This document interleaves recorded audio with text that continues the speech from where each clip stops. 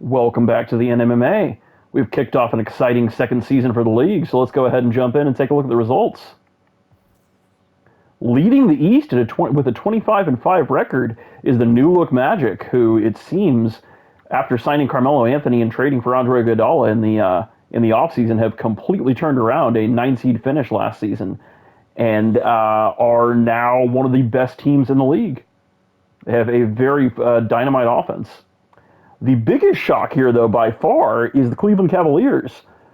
James Harden took a step forward, and they drafted two great rookies in Jimmy Butler and Nikola Mirotic. However, this was a bottom of the East team last year, and they are now 25-6 with the highest point differential in the league at 10.9. Absolutely incredible turnaround for my haters. The Eastern Finals representative last year, the New Jersey Nets, they added Ray Allen, and they are still very much at the top of the conference with a 19-11 record. It seems that the Miami Heat are doing even better with the leading scorer, Kevin Durant. As you'll see soon, he has kicked his scoring up an even higher notch, which is crazy. Another big surprise is the Milwaukee Bucks, who I believe were a 10 seed last year. This is the second best defense in the league now. Chase Budinger has become a great interior defender, and out of nowhere, the Bucks are winning games. The New York Knicks, who traded away Andre Iguodala for 3 firsts, they are doing quite well still in the 6th seed, but they could maybe stand to tweak things, make a move. The Indiana Pacers, 14-16. They added a few role players, but they're not quite clicking just as well as they may want to be quite yet.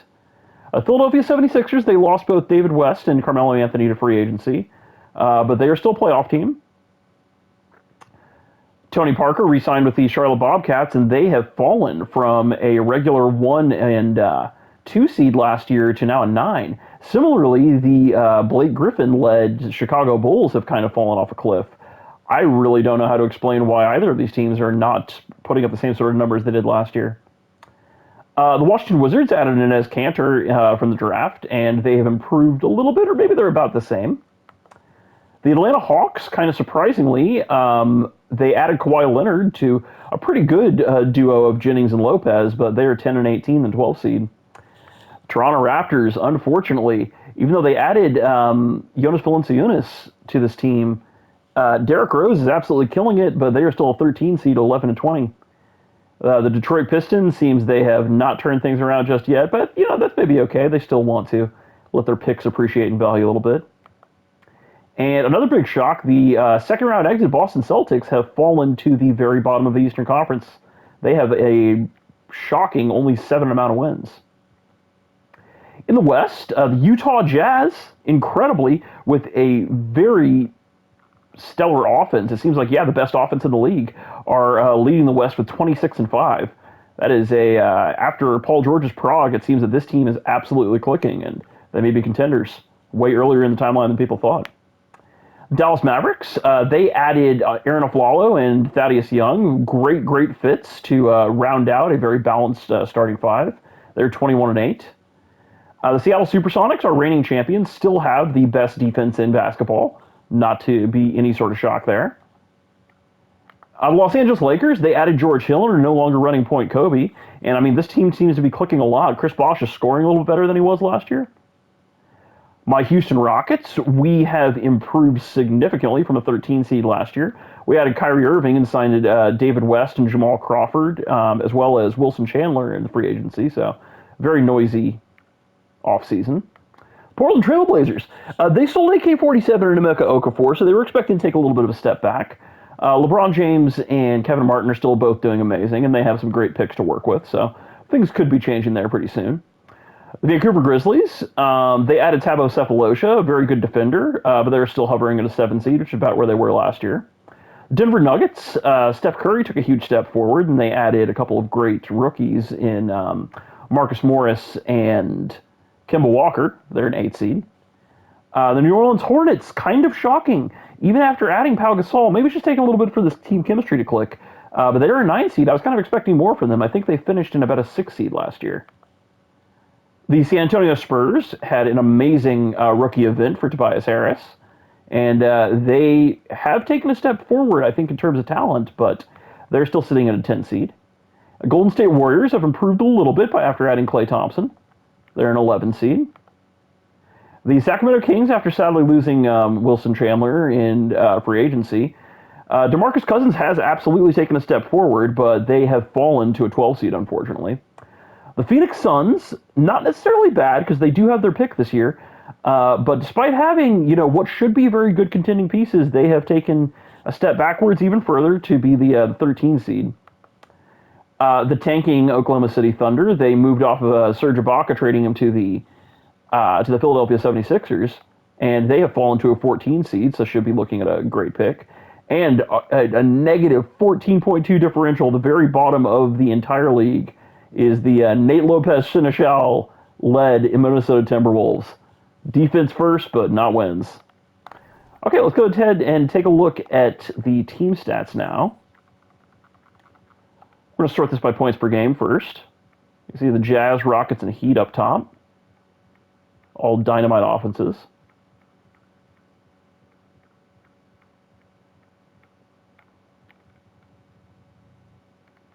And then for defenses, Supersonics, Bucks, Lakers very impressively way up there, considering they also have a lot of offensive firepower.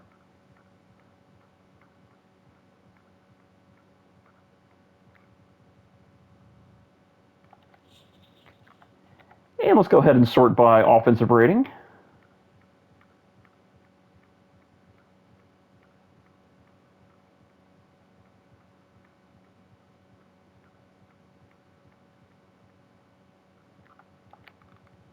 And defensive rating.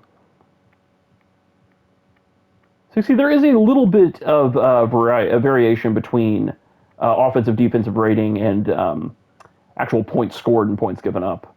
I don't entirely know why that is, but I mean, I think that sometimes a higher rating can indicate that there could be tweaks made to improve the team. This is point differential.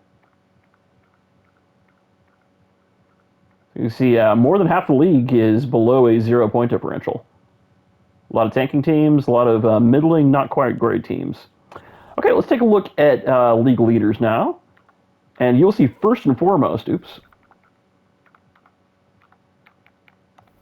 First and foremost, Kevin Durant. He has stepped it up even further and is now scoring 34 points per game. Absolutely crazy. Dwayne Wade, almost 30 points per game in number 2 is impressive. He's also playing 41 minutes per game. Rookie Kyrie Irving is the 13th highest scorer in the league. Quite impressive. For rebounds, Blake Griffin and Dwight Howard, no shocks there to be at the very top. Greg Oden as well.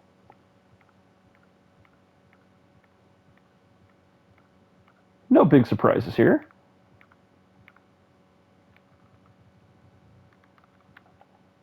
Assists. John Wall has taken a step up. He's now top 5 in the league. Rondo doing great. Seems to have improved from last season. For steals, Rondo is leading the league. That is very impressive. Wade at number 2. Shout out rookie Nate Lopez Seneschal, number 7 in the league. Defense first, as Shane says. And for blocks, DeAndre Jordan, 3 blocks per game, is leading the league. Dwight Howard, kind of shockingly, has fallen to number 4 in the league. But, I mean, he's still having a great season. Could just be that a few others are doing better in the opening third of the season. And for three-point percentage, see Anthony Morrow is leading the league. Shout out Gordon Hayward, number 5 in the league in his sophomore year. That's pretty impressive. And for three-pointers made, Kevin Durant, amazing, leading the league. If you ever wondered what would happen if Kevin Durant took more efficient threes, apparently 34 points per game. Incredible. Let's take a look at the rookie report now. We had an amazing draft, a lot of very top-end talent. Kyrie Irving is leading in terms of scoring, followed by Tobias Harris, and then number 1 overall pick, Kawhi Leonard. Nate Lopez Seneschal, kind of outperforming what people were expecting a little bit. Cristiano Ronaldo coming in number 25. For rebounds, I believe that Tristan Thompson is starting for the Suns, and yeah, he's already averaging double-digit rebounds. That's a great sign for him.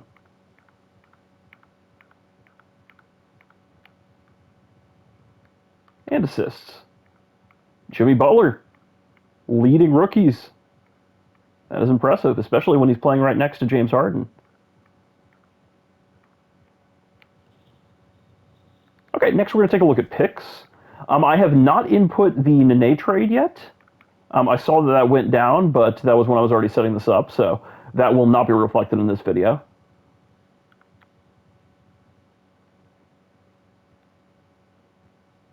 This is just through all the trades that were executed by the Sim 1 deadline.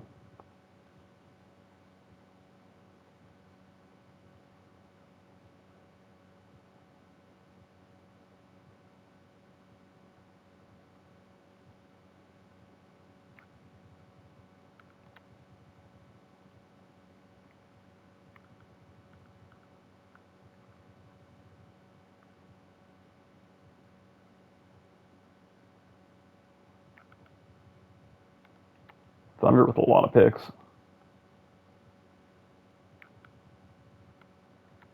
Blazers too.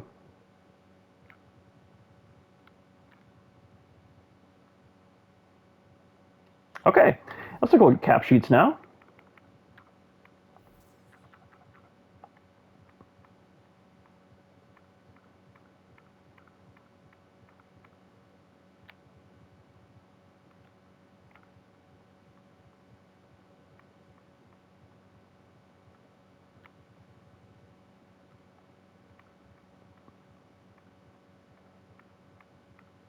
Tons of cap space for the Bucks.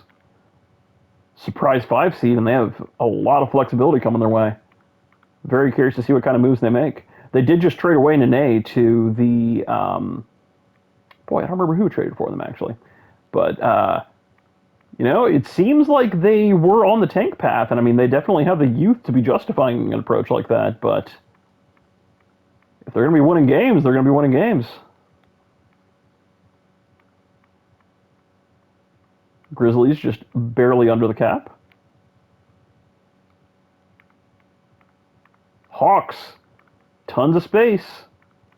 I really do like their core, and I mean, I know they haven't been putting much together this season, but they have a bright future and a great GM and a lot of flexibility. So they will definitely forge a path.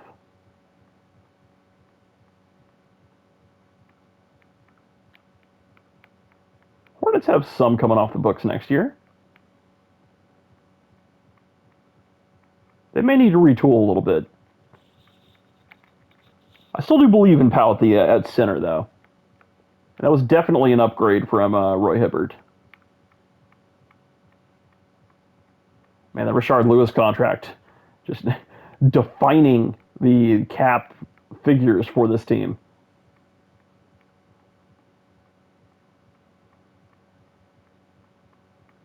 New York Knicks, 21 million over. Expect some moves from them this season as well. Los Angeles Lakers broke down for parts a little bit and brought in some youth, and they are still performing quite well. So, I mean, that's a good sign for them.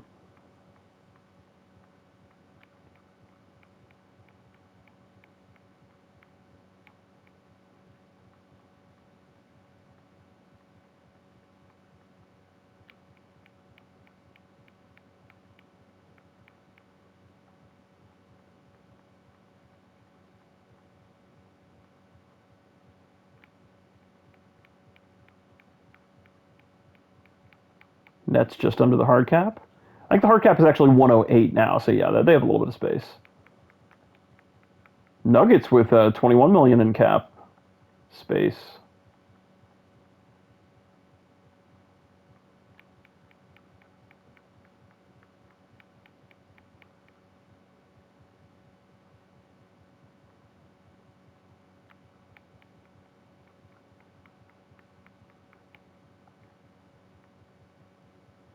Raptors, so much cap coming off the books next season. Curious to see what kind of moves they make. Rockets with a bit of cap. Some angry G Leaguers.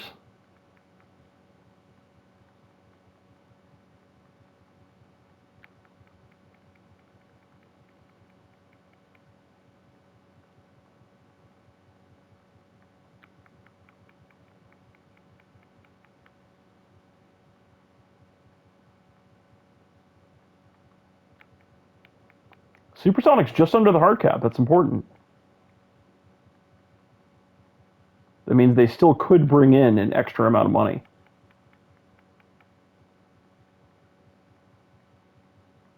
A lot of cap for the Wolves.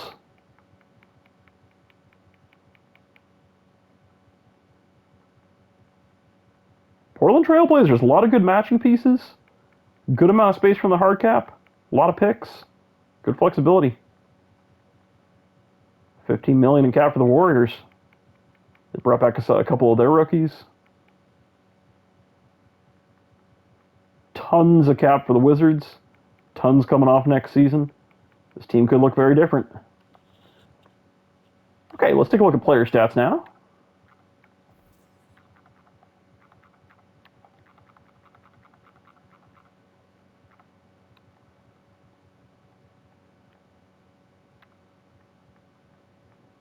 Luol Deng has taken a huge scoring leap for the 76ers in the wake of West and Melo leaving. Joe Johnson improved his scoring somehow, scoring 24 points per game. That's impressive. Perhaps not as much of the offense needs to be coming through ISO Joe.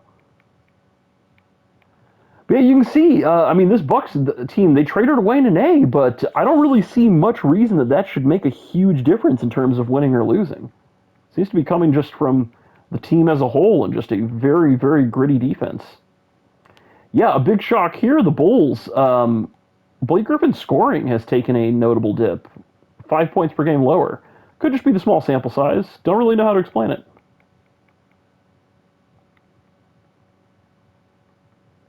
The 7-win Celtics. Really, the stats don't look that bad.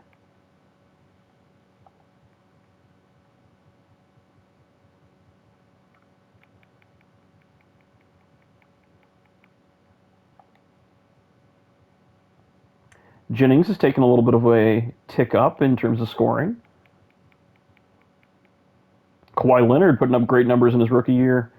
19, 5, 2.5, 1.6. Looking good. Great profile.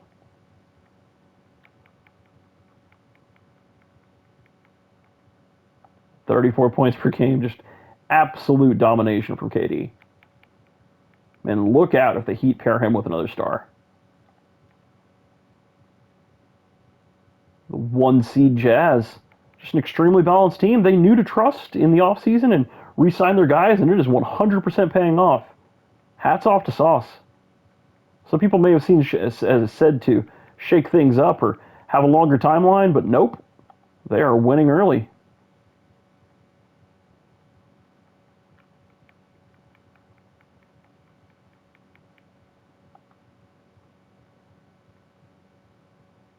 I like what Bosch is doing.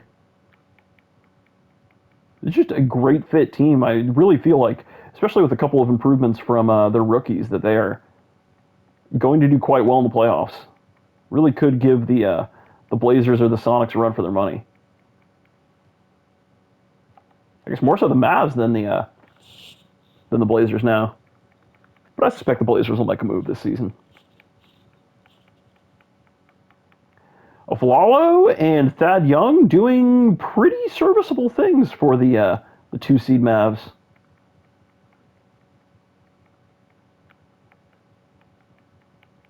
Nets doing Nets things. Whew. Curry's tick up is absolutely showing. He is dominating and is already a 90 overall at 23.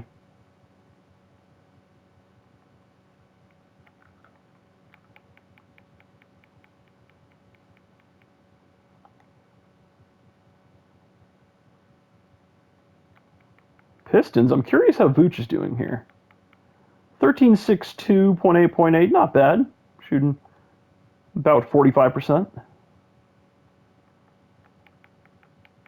The struggling Raptors, 30 and 10, pretty much 35 and 10 from Derrick Rose. That's impressive. Rookie Kyrie Irving leading my team in terms of scoring. That is very impressive. John Wall taking a great step up too. The defense between both of them is looking good, and future's bright in Houston. Man, DeMar DeRozan.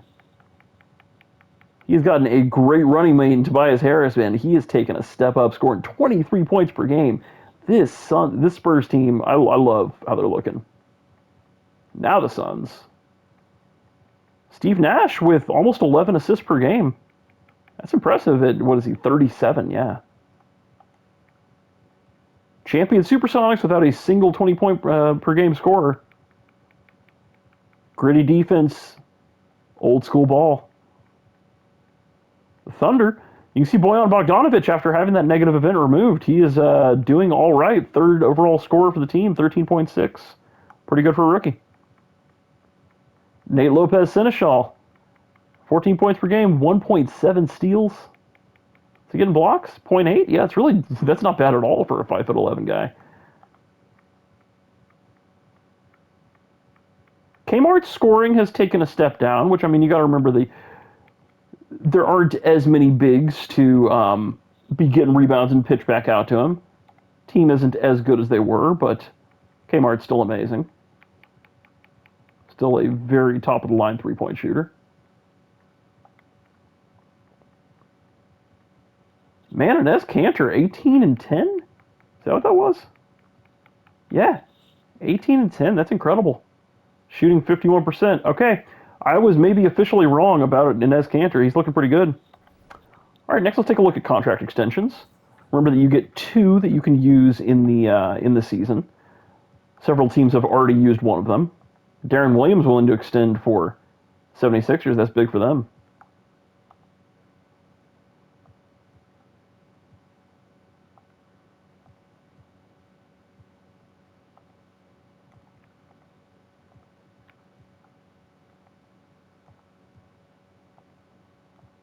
A lot of people for the Heat. A lot of really important role players for them. It's a good sign. Barbosa on a minimum is a good deal. Goran Dragic, great acquisition by the Jazz. Willing to give up that first before they knew they were going to be this good. That was a great trade. Sauce having a good season.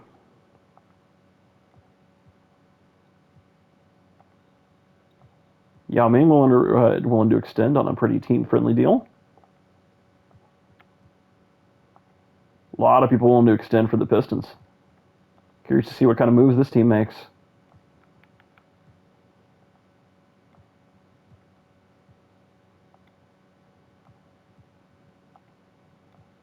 A lot of people for the Suns. That's interesting. Curious to see if this team makes like sign-in trades.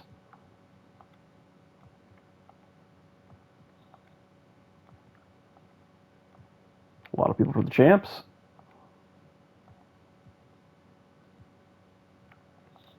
Elton Brand for the Trailblazers. It's good for them. And Al Jefferson for the Wizards. That is a great news for them as well. Okay, now let's take a look at upcoming free agents. So you get an idea for the free agency class.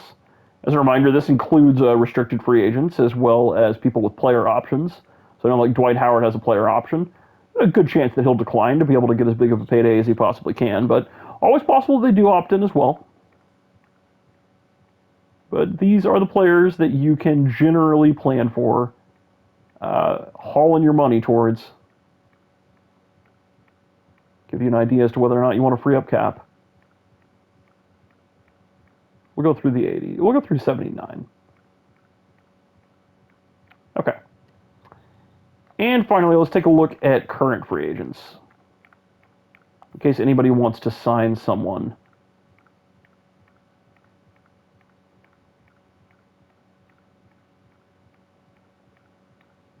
Relatively shallow current free agent class. But you never know. We'll go down 270 overall. And then I will sort by age so that you can look at a couple of the young players who could be available in case anybody wants to take a flyer. Okay.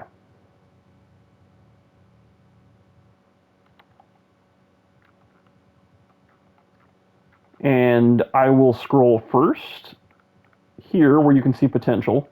Remember to take potential with a grain of salt. Letter grade is different for every team based on scout, and it does change over time as well, so this is not necessarily going to indicate anything for you. I'm going to go down to the 23-year-olds.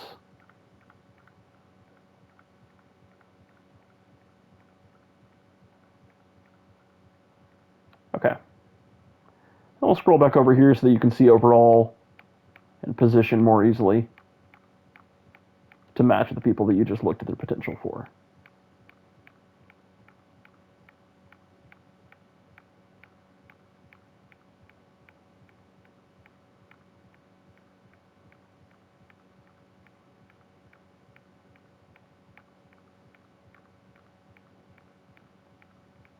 A lot of trash. Lot of trash. Okay. The next deadline will probably be sometime on Saturday. Happy trading. Happy signing.